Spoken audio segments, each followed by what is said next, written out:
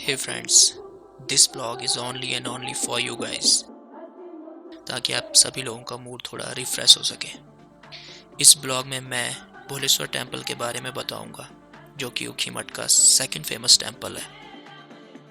First पर ओमकारेश्वर का temple आता है जहां केदारनाथ की डोली आती है। तो चलो मेरे यारों, आपको भोलेश्वर और उसके रास्ते में आने वाले एक गांव की सैर करवाता हूँ। दोस्तों, तो अब हम निकल चुके हैं अपने घर से। मैं अपने साथ मेरे एक दोस्त को लेके जा रहा हूँ। ये हेलो गाइस, जयदीप। तो हम दोनों ने मास्क पहने हुए हैं और साथ ही साथ हमने सैनिटाइज़र भी रखा हुआ है साथ में, क्योंकि आजकल ये बहुत ही ज़रूरी है। तो हम लोग अब निकल चुके हैं रास्ते से। वैसे मैं आपको रास्ते का व्यू भी दिखाता रहूँगा, तो चलते हैं। कृपया आप ये स्टैंड घर पे मत दोहराइए, बिल्कुल भी। बिल्कुल भी ये बहुत ही रिस्की है। Stay home stay safe. बिल्कुल, और हम बहुत ही रिस्क लेके कर रहे हैं काम। ये और हम अब ऐसी जगह से गुजर रहे हैं जहाँ से गुजरना हर किसी की बस की नहीं है, खासकर आजकल। ये थाना है ऊखीमठ का, और हम देखिए बिल्कुल खुलेआम घूम रहे हैं। और हम यहाँ से निकलने गाइस, ये सॉरी, ये मजाक की बात नहीं। हम लोग सिर्फ इसलिए जा रहे हैं बिकॉज ये हमारे ज़्यादा दूर नहीं है, इसलिए जा रहे हैं। तो फ्रेंड्स, यहाँ से पहले ऊपर जाया जाता था। ये रास्ता, ये पुराना रास्ता है, बट ये अब बंद हो चुका है। तो ये देखिए, यहाँ की हालत बहुत बुरी है। दूसरी जगह से रास्ते आगे से, वहाँ हम आपको दिखाते हैं। और भोलेश्वर जो टेम्पल है वो आगे आपको दिख रहा होगा, पता नहीं दिख भी रहा होगा कि नहीं दिख रहा होगा। और अब ये नया रास्ता यहाँ पर बना है जिससे गाड़ियाँ वगैरह भी जा सकती हैं आगे। तो पुराना पैदल मार्ग को तोड़ दिया गया है, जिसके बदले ये मार्ग बना है। और लोग बहुत ही बुरी तरीके से देख रहे हैं, मुझे लग रहा है जूते पड़ सकते हैं ब्रो। बिल्कुल नहीं, ऐसे बिल्कुल नहीं है।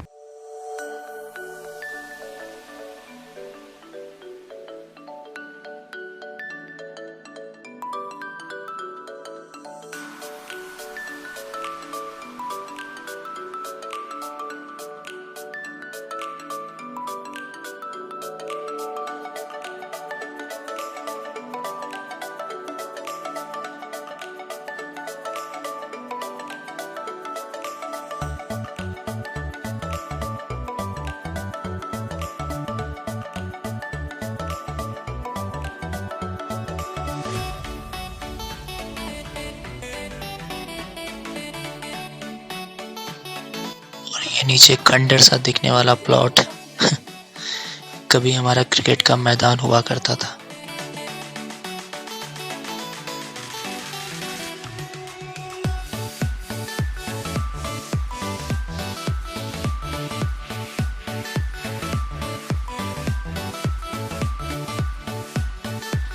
सही कहा है किसी ने, वो दिन भी क्या दिन थे।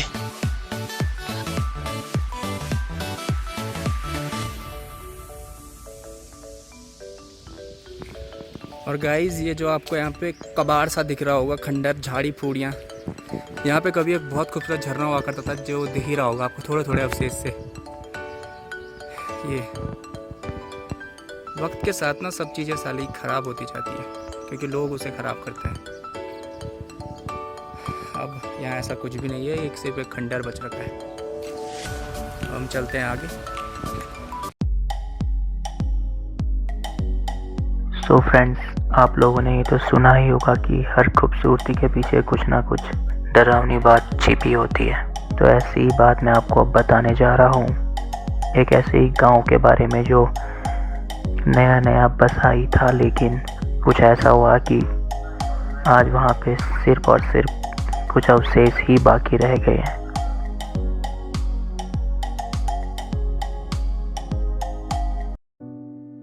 दो 2013 में आई केदारनाथ आपदा के बारे में तो आप सभी लोग अच्छी तरीके से जानते होंगे।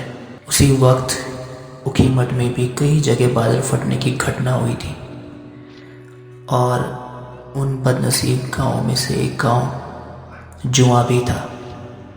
और यही नहीं, हमारे ऊखीमठ में बहुत सारे गांव थे जहां बादल फटा था, तो यहाँ का पूरा गांव उसी में तहस नहस हो गया था। और जो लैंडस्लाइड इस पर्टिकुलर एरिया में आया था, वो पूरा इसी के अलॉन्ग नीचे गया था। आपको देख सकते हैं आधे आधे खेत ही, कभी खेत पूरे यहाँ तक हुआ करते थे। तो ये देखिए, आपको दिख रहा है। और वो डायरेक्टली वहाँ तक गया था जहाँ पर आपको वो शॉप दिख रही है। वो शॉप उसके बाद बनी है। तो ये पहले इस वाले एरिया पे पहले खेत हुआ करते थे, तो उसके बाद कुछ ऐसा हो गया लैंडस्लाइड के बाद।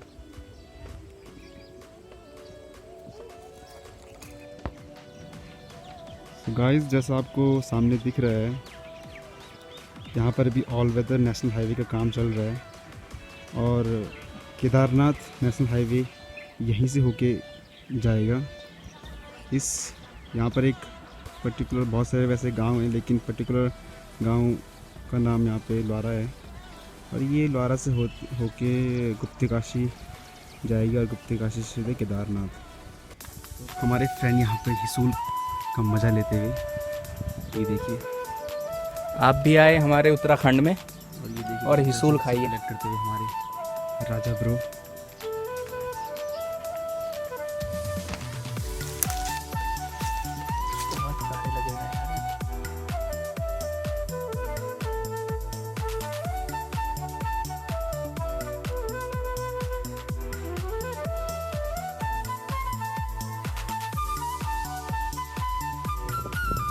बहुत मस्त हो रहा है। और गाइस हमारे गढ़वाल की सबसे अच्छी बात पता है क्या है, कि अगर आपको यहाँ के बारे में थोड़ी सी भी नॉलेज हो ना, तो आप यहाँ कभी बोर नहीं हो सकते।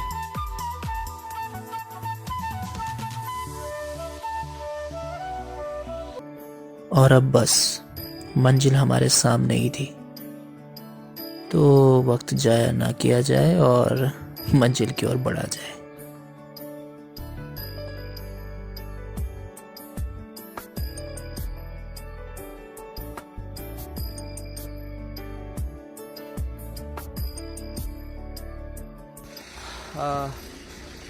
तो फ्रेंड्स अब हम लगभग रास्ते ही में हैं और बस पहुंच ही गए समझ लीजिए। ज़्यादा दूर नहीं था, रास्ता बहुत ही छोटा था, लेकिन हम दोनों ने पूरे रास्ते के पूरे मज़े लिए हैं। बिल्कुल, जहाँ पे हमें मौका मिला वहाँ पे हम बैठे और हम दोनों ने, एक्चुअली हम दोनों बहुत पुराने दोस्त भी हैं, बचपन के ही समझ लीजिए आप। तो हम लोगों ने थोड़ी अपनी यादें भी ताज़ा की।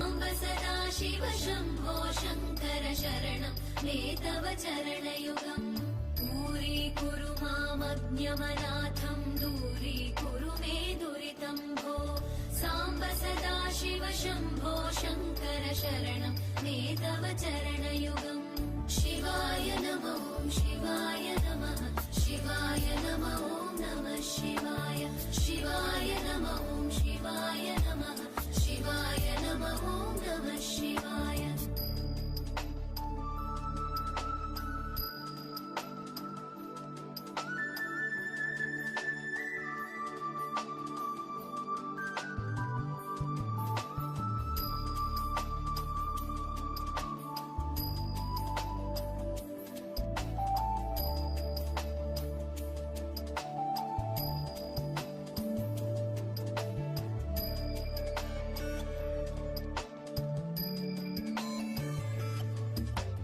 ऋषिवरमानसहं सचराचर जनन स्थितिलय कारणभो साम्ब सदा शिव शम्भो शङ्कर शरणं मे तव चरणयुगम्।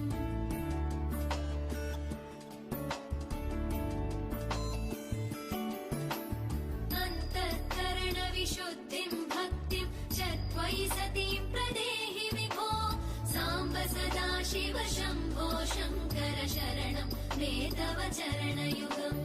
करुणावरुणालय मयि दास उदासस्तवोचितो नहि भो साम्ब सदा शिव शम्भो शङ्कर शरणं मे तव चरणयुगम्। आपको भारत में पाए जाने वाले 12 ज्योतिर्लिंगों के नाम तो पता ही होंगे, और अगर पता नहीं भी हैं तो इस मंदिर के बाहरी दीवारों पर आपको सारे 12 ज्योतिर्लिंगों के नाम लिखे हुए मिल जाएंगे।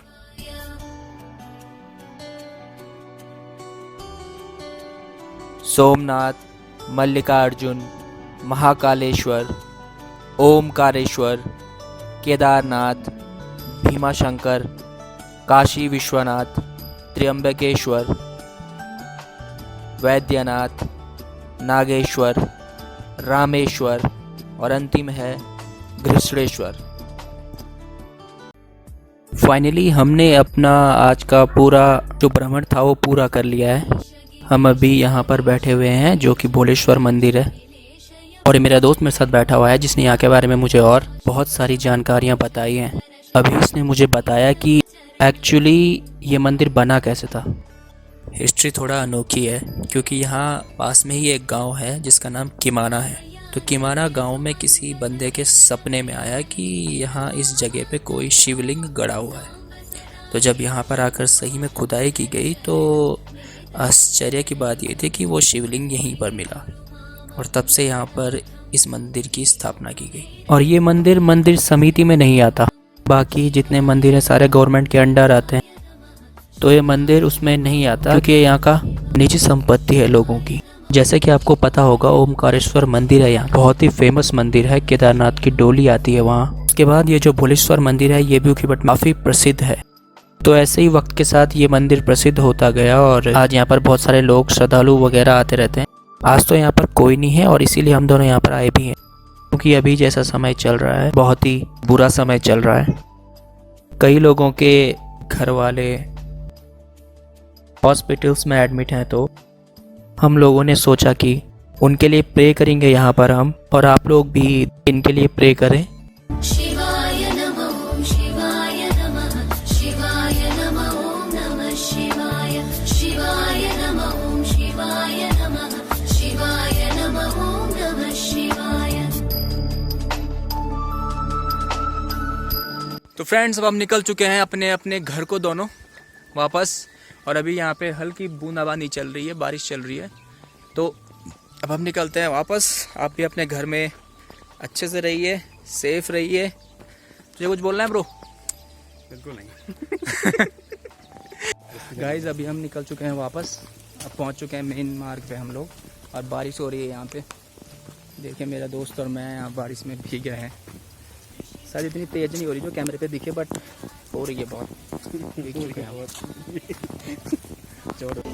ये मौसम की बारिश, ये बारिश का पानी, ये पानी की बूंदे तुझे ही तो ढूंढे, ये मिलने की ख्वाहिश, ये ख्वाहिश। तो मैं इस सुहाने से मौसम के साथ आप सभी लोगों से अलविदा लेता हूँ और उम्मीद करता हूँ कि आपको ये ब्लॉग पसंद आया होगा।